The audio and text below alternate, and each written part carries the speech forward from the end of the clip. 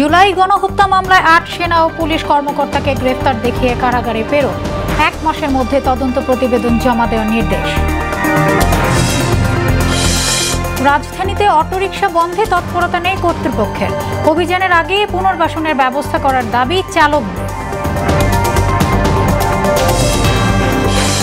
বেতনের দাবিতে ঢাকা টাঙ্গাইল মহাসড়কে পোশাক শ্রমিকদের বিক্ষোভ, সড়ক দুর্ঘটনায় সহপাঠীর মৃত্যুতে জাহাঙ্গীরনগর বিশ্ববিদ্যালয়ের ব্লকেট। এবং মার্কিন ক্ষেপণাস্ত্র রাশিয়া ভূখণ্ডে ইউক্রেনের হামলা, প্রতিশোধ নিতে সশস্ত্র বাহিনীকে পরমাণু অস্ত্র ব্যবহারের অনুমতি পুতিনের।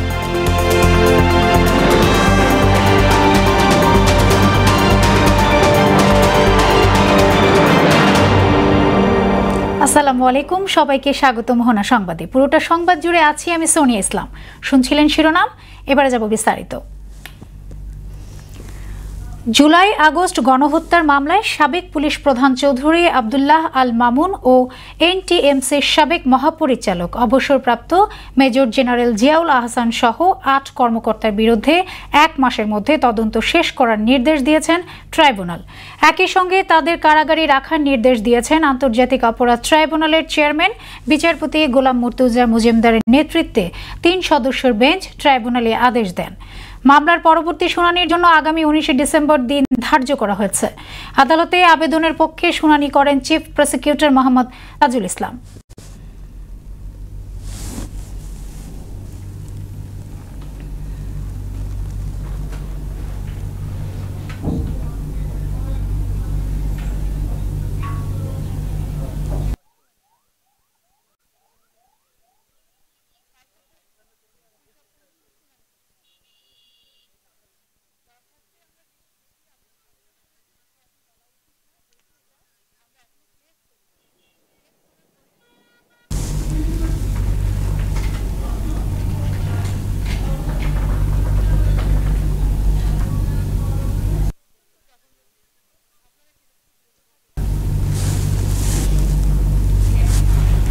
আন্তর্জাতিক অপরাধ ট্রাইব্যুনালে আছেন সহকর্মী রাকিবউদ্দিন পাপ্পু।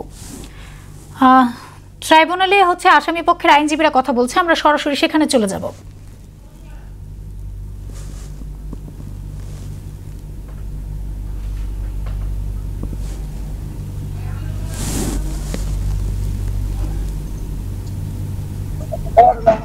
যে বেনিফিট সহ উনি একজন অবসরপ্রাপ্ত কর্মকর্তা। আপনারা দয়া করে আমার এই কথাটুকু সবাইকে জানিয়ে দিবেন। আর একটা বিষয় আপনাদেরকে বারবার বলছি আমি, যে ওনার যে উনি যেখানে কর্মরত ছিলেন এনটিএমসি ন্যাশনাল টেলিমনিটরিং কমিউনিকেশনের যেখানে ওটা একটা টেকনিক্যাল অফিস। ওই অফিসে কোনো আর্মস ফোর্স নেই, ওই অফিসে কোনো কিছুই নেই। হ্যাঁ, আয়নাঘর নেই, ওই অফিসে কোনো আয়নাঘর নেই। এবং উনি কখনো ডিজিএফআইতে চাকরি করেননি। আয়নাঘর নামক যে একটা ভয়ঙ্কর তথ্য, সেই তথ্যটা নিয়ে যে মিডিয়া যে ট্রায়ালটা করছে, সেই ট্রায়ালটা ওনার পরিবারের জন্য এবং ওনার জন্য অত্যন্ত মর্মান্তিক। আমি আপনাদের অনুরোধ করব, আপনারা এই কাজটা করবেন না। একটা মানুষকে মিডিয়া ট্রায়ালের মাধ্যমে তাকে হেয় করার কোনো অধিকার কারো নাই। এটা বাকস্বাধীনতার নয়। বাকস্বাধীনতার যে অনুচ্ছেদগুলো আছে আপনারা দয়া করে সেটুকু, এবং সাংবাদিকতার যে আইন আছে সেই আইনটুকু আপনারা মেনে নিয়ে, যে এথিক্স আছে সেই এথিক্স নিয়ে আপনারা কথা বলবেন, এটুকুই আপনাদের কাছে আমার অনুরোধ। সবকিছু বের হয়ে আসবে। আপনি মিডিয়া ট্রায়ালের কথা বলছেন, আসলে এটা মিডিয়া ট্রায়াল না। আজকে চিফ প্রসিকিউটর তিনি আদালতে যে কথাগুলো বলেছেন, আমরা যারা ছিলাম ভিতরে তারা সবাই নোট নিয়েছে। আমরা সেই কথার সূত্র ধরেই একটু জানতে চাওয়া, যে এখানে যত আয়নাঘর ছিল, তারপরে যত গুমের ঘটনা ঘটেছে, সেখানে তাকে প্রবর্তক বা সে এটা শুরু করেছে এরকম অভিযোগ করা হয়েছে। আর আরেকটি জিনিস হচ্ছে, আপনাদের যে আবেদনটার ব্যাপারে আপনি বলছিলেন যে এখন বলতে। পাপ্পু, ধন্যবাদ আপনাকে। রাজধানীর উত্তরা পূর্ব থানায় ফজলুল করিম হত্যা মামলায় সাবেক আইনমন্ত্রী আনিসুল হককে আরও ৫ দিনের রিমান্ড দিয়েছেন আদালত। সকালে ঢাকা মেট্রোপলিটন ম্যাজিস্ট্রেট ইমরান আহমেদ এই আদেশ দেন। সুষ্ঠু তদন্তের স্বার্থে 10 দিনের রিমান্ড আবেদন করেন তদন্তকারী কর্মকর্তা। আর আসামি পক্ষ জামিন আবেদন করলেও তা বাতিল করেন আদালত। এদিকে হত্যা মামলায় সাবেক সংসদ সদস্য আব্দুল্লাহ আল জ্যাকবের 3 দিনের রিমান্ড মঞ্জুর করেছেন আদালত।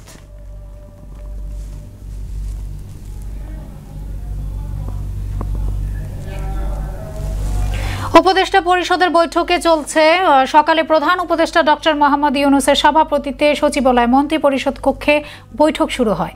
এতে আন্তর্জাতিক অপরাধ ট্রাইব্যুনাল সংশোধনের অধ্যাদেশ খসড়া আকারে উপস্থাপনা করা হবে।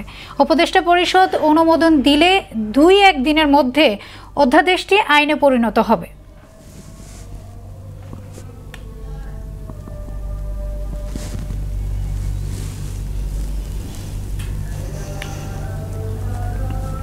ঢাকা মহানগরে ব্যাটারি চালিত অটোরিকশা চলাচল বন্ধে পদক্ষেপ নিতে নির্দেশনা এসেছে উচ্চ আদালত থেকে।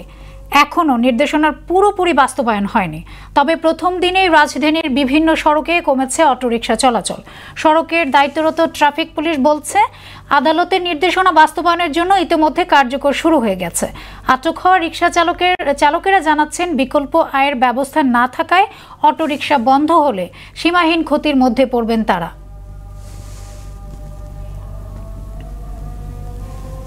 এক জায়গায় ঘেরাও দিয়ে ধরে দুইরা এগুলো আটকে ব্যাটারিগুলো নিয়ে বেঁচে খেয়ে ফেলে, গাড়িগুলো নিয়ে বাজেয়াপ্ত করে দেয়। এখন আর গাড়ি দিবে না, গাড়িটা কিনছি আমার সমিতিতে টাকা নিয়ে। এগুলো চায়না পাট, এখান থেকে আমদানি করা হয়। তাহলে আপনারা শুল্ক খাচ্ছেন, কর খাচ্ছেন, সেখান থেকে কর খাইয়া শুল্ক খাইয়া আপনারা প্রতিদিন আপনারা হাজার হাজার টন মাল আপনারা কি করে শিল্পে নিতেছেন। বাট আমরা যখন গরিব মানুষ এই জিনিসগুলা চালাইয়া নিয়ে কিনে যখন আমরা রাস্তায় বের হই তখন আমাদের অবৈধ বলা হয়। কিন্তু আপনারা যারা বিক্রি করতেছেন, যারা ডিলারশিপ আছে, তাদেরকে বন্ধ করে দেন। এ নিয়ে আরো জানাতে রাজধানী বিজয় সরণি থেকে যুক্ত হচ্ছেন আমাদের সহকর্মী ওবায়দুল হক মারুফ। অটোরিকশা বন্ধের তো নির্দেশনার পর আসলে প্রধান সড়কে আর অলিগলির চিত্র কি দেখছেন আপনি?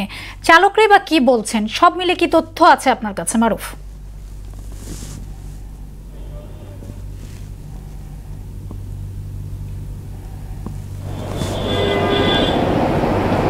সোনিয়া, এই মুহূর্তে আমি বিজয় সরণি হয়ে তেজগাঁও 7 রাস্তা এলাকায় চলে এসেছি।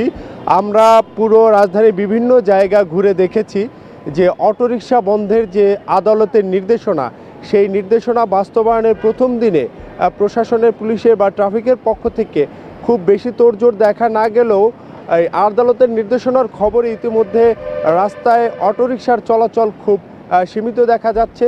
বিশেষ করে প্রধান সড়কগুলোতে অটোরিকশা চলাচল আমরা খুবই সামান্য দেখতে পেয়েছি, যেটা উল্লেখ করার মতো খুব একটা নেই। তবে তেজগাঁয়ের বিভিন্ন অলিগলি এবং যেই শাখা রোডগুলো রয়েছে সেই সব জায়গাগুলোতে আমরা দেখেছি যে সেই সব জায়গাগুলোতে অটোরিকশা চলছে। আর এইদিকে আমরা মিরপুরের ট্রাফিকের যে ডিসি অফিস রয়েছে সেখানে গিয়ে দেখেছি যে অটোরিকশা চালক যারা রয়েছে তারা সেখানে জড়ো হয়েছে অনেকেই, কারণ সেখানে তাদের অটোরিকশাগুলো নিয়ে যাওয়া হয়েছে এবং তাদের র্যাকার বিল এবং জরিমানা করা হচ্ছে, পাশাপাশি তাদের ব্যাটারিগুলো খুলে রাখা হয়েছে। সেখানে অটোরিকশা চালকরা আমাদেরকে জানিয়েছে যে এত অল্প সময়ের মধ্যে অটোরিকশা বন্ধের ঘোষণা তাদের যে স্বাভাবিক আয়, সেই আয় করা থেকে তাদেরকে বঞ্চিত করবে এবং একই সাথে তারা এই অল্প সময়ের মধ্যে কিভাবে বিকল্প কাজে যাবে সেটা নিয়ে তারা বেশ দুশ্চিন্তায় রয়েছে। আর ট্রাফিক পুলিশের যারা কর্মরত রয়েছে রাস্তায় তাদের সঙ্গে কথা বলেছি, তারা বলেছে সকাল থেকে তারা অটোরিকশা বন্ধে তারা বিভিন্ন অটোরিকশা আটক করেছে এবং তাদের ঊর্ধ্বতন কর্তৃপক্ষরা ইতিমধ্যে মিটিংয়ে রয়েছে। তারা বিকেলের মধ্যে এটা আরও বেশি জোরালো করার সম্ভাবনা রয়েছে বলে তারা জানিয়েছেন। আরও 2-1 দিন হাতে সময় রয়েছে। এই 3 দিনের মধ্যে কিভাবে তারা বিষয়টি গুছিয়ে অটোরিকশা বন্ধের যথাযথ পদক্ষেপ নিতে পারবে সেইগুলো নিয়ে তারা ভাবছে।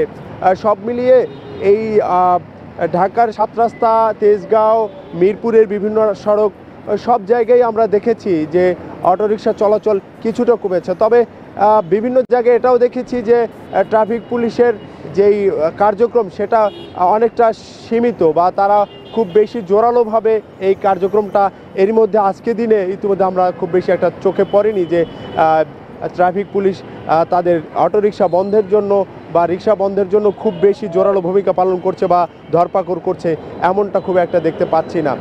সব মিলিয়ে আমি যে তেজগাঁও অঞ্চলে যেখানে অনেক বেশি অটোরিকশা থাকে সেখানে আমি দেখছি যে অটোরিকশা কিছুটা কম রয়েছে।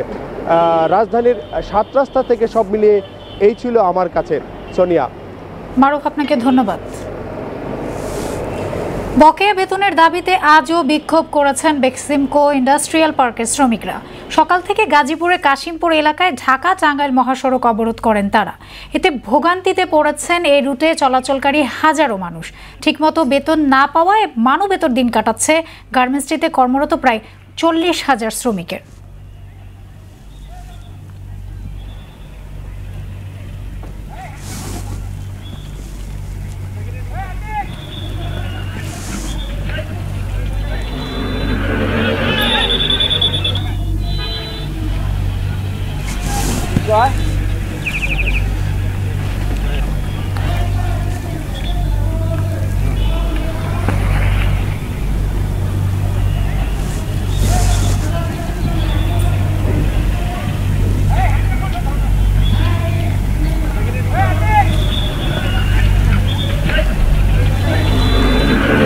গাজীপুরের কাশিমপুর এলাকায় আছেন সহকর্মী মেহেদি হাসান। আমরা সরাসরি যুক্ত হচ্ছি তার কাছে। মেহেদি, আসলে বেক্সিমকোর শ্রমিকরা যে বিক্ষোভ করছে, এই আন্দোলন কতদিন গড়ালো? মালিক পক্ষদের সাথে কি তার যোগাযোগ হয়েছে সেটা তো জানাবেন, সাথে জানাবেন আসলে পুলিশ প্রশাসনও কি বলছেন।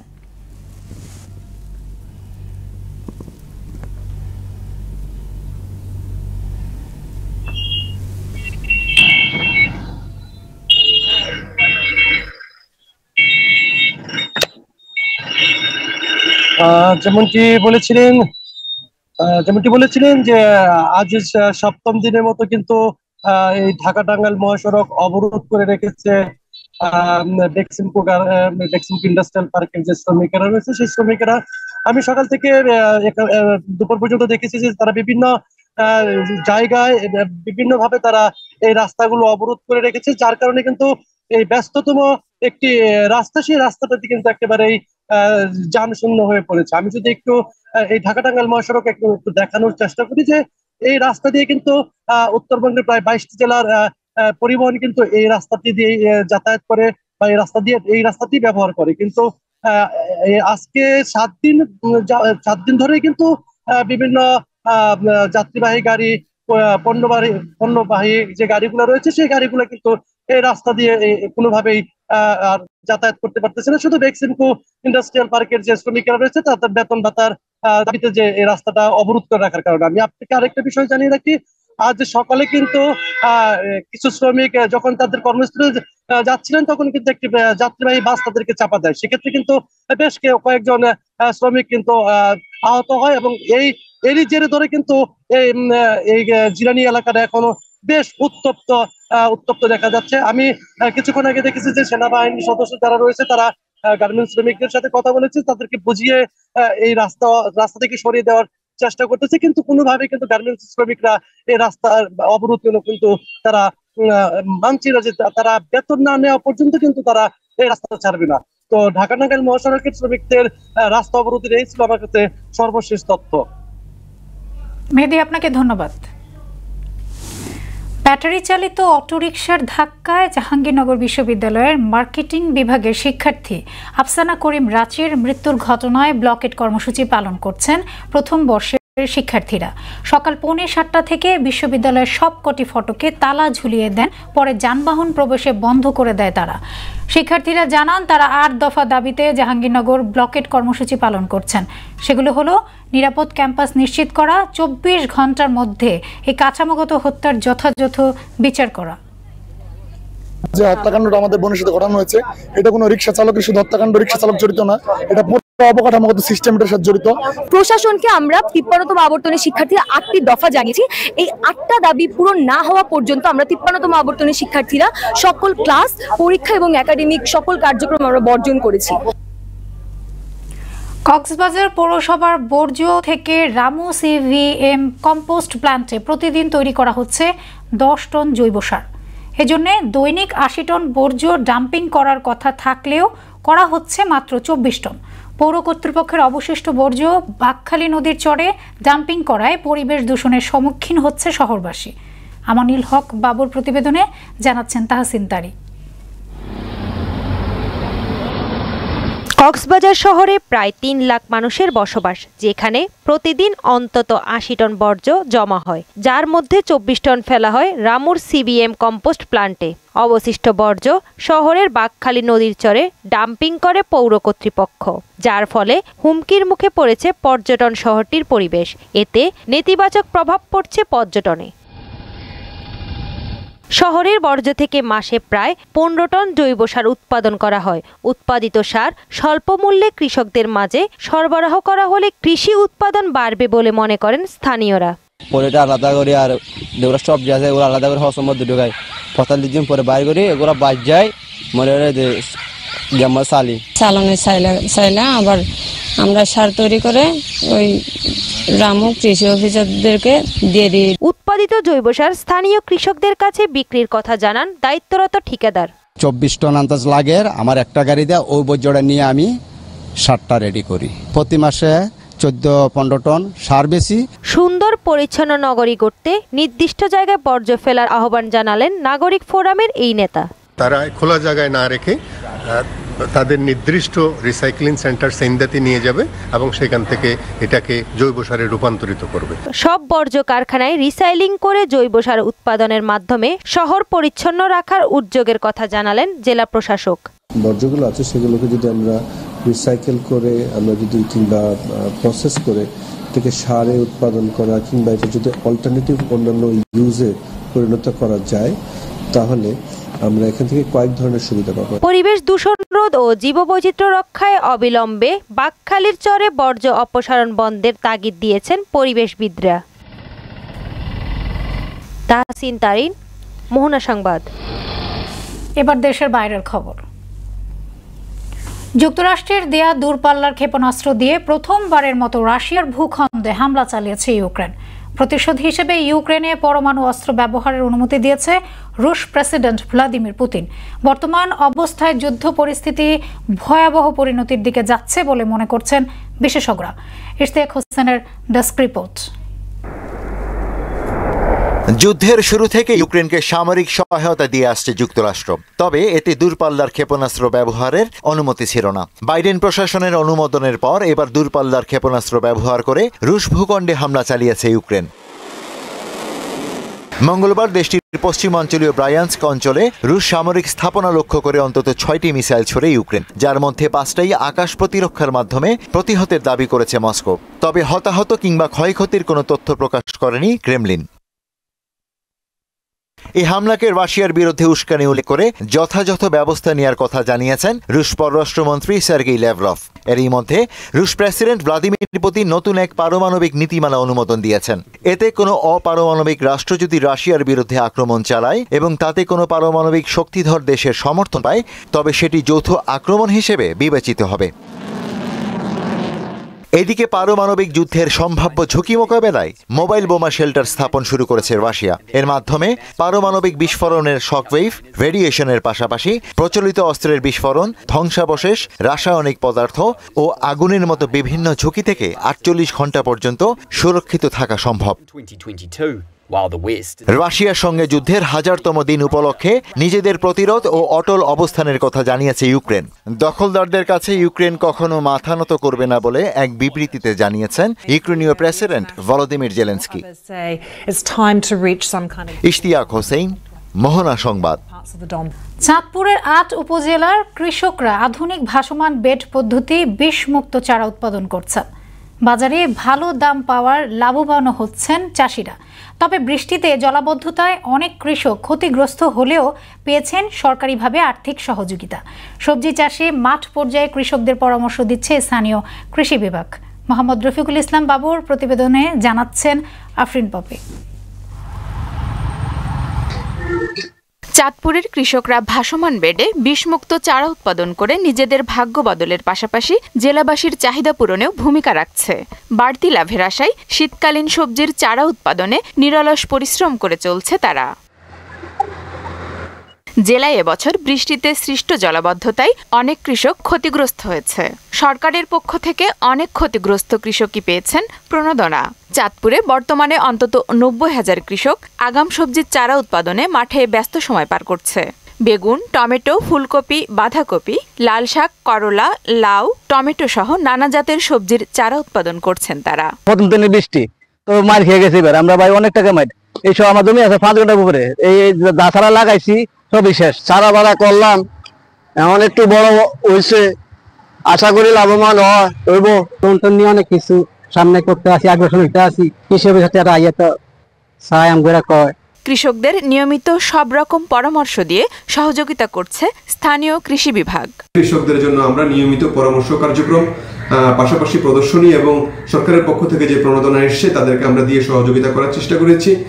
এছাড়াও কৃষক যেন ভালো সবজির উৎপাদন পায় এই জন্য নিয়মিত আমরা কৃষকদেরকে পরামর্শ দিয়ে যাচ্ছি।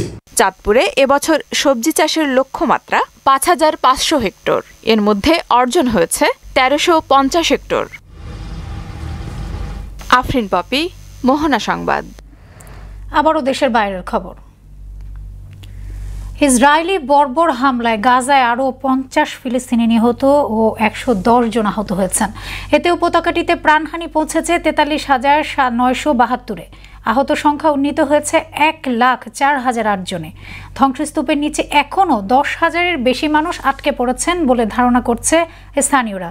এদিকে গত 2 মাসে ইসরায়েলি হামলায় লেবাননে 2 শতাধিক শিশু নিহত হয়েছে বলে জানিয়েছে জাতিসংঘের শিশু নিরাপদ ও অধিকার বিষয় সংস্থা ইউনিসেফ। ডেভিস কাপের কোয়ার্টার ফাইনালে স্পেনের হয়ে প্রথম সিঙ্গেলসে নেদারল্যান্ডসের বচিট ফন ডি জান্ডস্লুপের কাছে 6-4 সেটে হেরে যান রাফায়েল নাদাল। তবে নাদালের আশা বাঁচিয়ে রেখেছিলেন স্পেনের আরেক তারকা কার্লোস আলকারাজ, কিন্তু ফল নির্ধারণী ডাবলসে আলকারাজ ও মার্সেল গার্নোয়ার্স হেরে যান ডাচ জুটি জান্ডস্লুপ ও ওয়েলসি কুলহপের কাছে।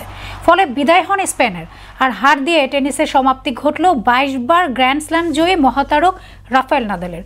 ডেভিস কাপ দিয়ে অবসর নেওয়ার ঘোষণা আগেই দিয়েছিলেন তিনি, কিন্তু শেষটা তার সুখের হলো না। শেষ করব মোহনা সংবাদ, যাবার আগে শিরোনামগুলো আরও একবার।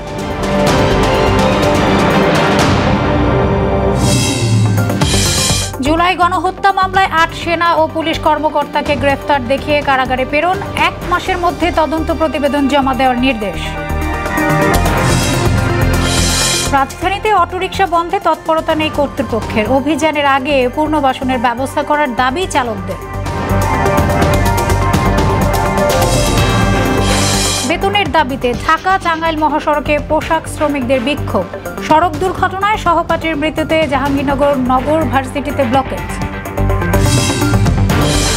এবং মার্কিন ক্ষেপণাস্ত্র, রাশিয়া ভূখণ্ডে ইউক্রেনের হামলা, প্রতিশোধ নিতে সশস্ত্র বাহিনীকে পরমাণু অস্ত্র ব্যবহারের অনুমতি পুতিনের।